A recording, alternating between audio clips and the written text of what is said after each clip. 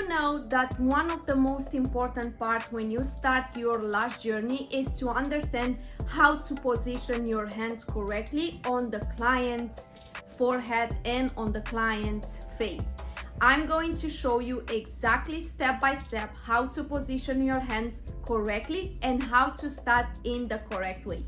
When you work on your right side, you always move your body towards the right. So your isolation hand, it becomes straight, easy for you to open. When you work on the left eye, your whole support on your picking hand should be on top of the nose. Use this to support your hand. Hi, my name is Cosmina. I'm a certified lash artist and also I'm a lash trainer. And in this video, I'm going to teach you how to position your hands correctly when you first start lashing. Okay guys, so in this video, I'm going to explain you how to position yourself correctly when you do an application. And I believe this is the most important part when it comes to your beginning stage, because it's extremely important to understand how is the correct position for both of your hands in order for you to be relaxed and in order for you to be comfortable. So for example, we have two types of tweezers right here. One is isolation, which is always on your left hand if you're righty. If you're lefty, then it should be on your right side. And then this is the picking tweezer. As you see, the shape is different. Both of the tweezers have different type of tip. The one that you isolate has a curved tip, so it's going to be easier for you to go and grab the lashes from the root. And one has an L shape, more like a boot L shape, just because it's easier for you to grab the lashes and go. So now, this is what I want to explain first. When you work with isolation tweezer, you want to make sure that you hold the tweezers correctly. So I don't want you to do this with those two fingers, with the thumb and a pointy, because you're going to put too much pressure on your muscles. So the way you make your life easier is to use the thumb and the middle. So those are the two fingers that you basically do the job. Open, close, open, close. Now, when you do the isolation on the right eye, so we're right here right now, it's so important for you to isolate straight, meaning instead of this side, you have to be straight in order for you to pick and grab the lashes straight, so you can see them directly from the base. So I think this is extremely important before you start anything. How you're going to do that, I know you may ask right now, but how I'm going to position my hand like this. So when you work on your right side, you always move your body towards the right. So your isolation hand, it becomes straight, easy for you to open.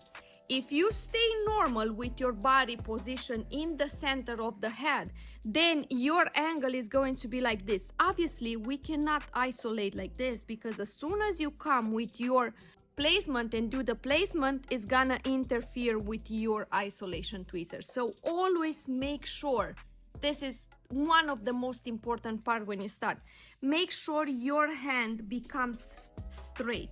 You either work on your right or you either work on your left. You want to isolate the same. Not like this, not like this, because it's going to be hard when you do the placement. Just think about something. You isolate right now, and then when you come with your placement, you can easily go directly into the center of your tweezer.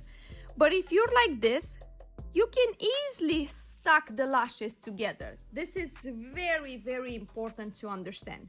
Another thing that I always explain to my students, always work with both hands. You have right and left. You have two tweezers that you can work. Because think about something.